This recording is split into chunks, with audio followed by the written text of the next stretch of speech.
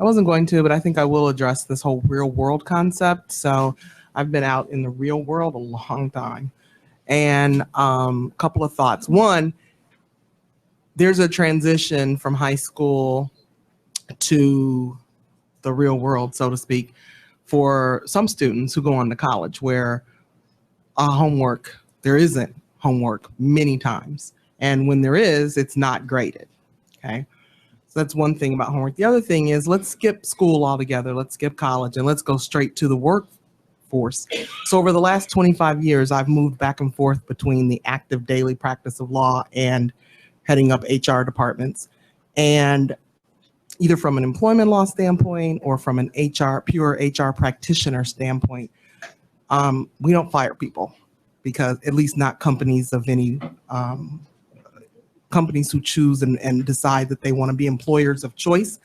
We don't fire people because they don't get it right on the first or second or third try. And in fact, I had a presentation this morning before the entire organization, and my boss didn't see my mini drafts of that presentation, nor the notes as I worked through the issues that I wanted to present or how I captured my thoughts. What he saw, so I equate that to our students' homework.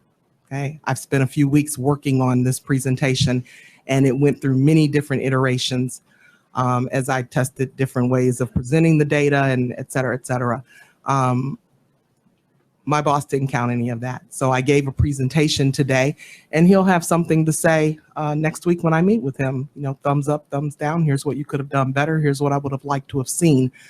I think that that's more the real world in terms of, and even for employees who are not at my level, let's say, they show up to work and they've got to turn out reports. There was a mistake in our payroll department a couple of weeks ago. She didn't get fired. That's with people's pay.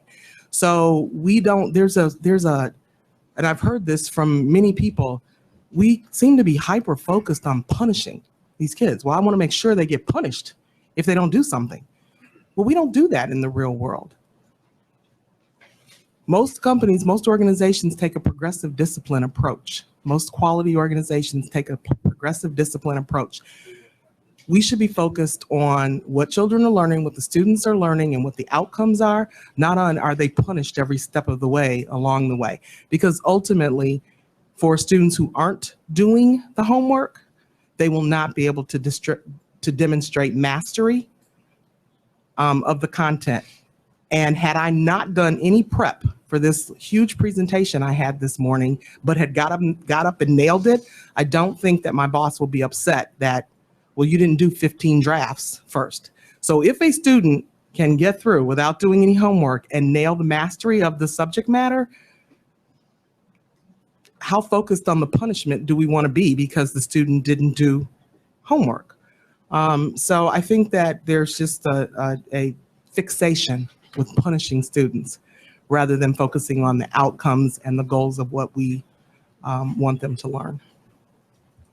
I'd like to respond to that. I'm not looking to punish students. I'm looking to inspire good discipline. When you do drafts, Tracy, before you turn in a work product, that's like the homework.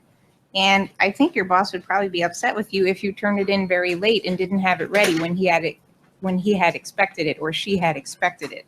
So I'm not talking about punishing kids. I'm talking about preparing them to be functioning members of society and to have good discipline in their lives. Okay, any other questions, comments?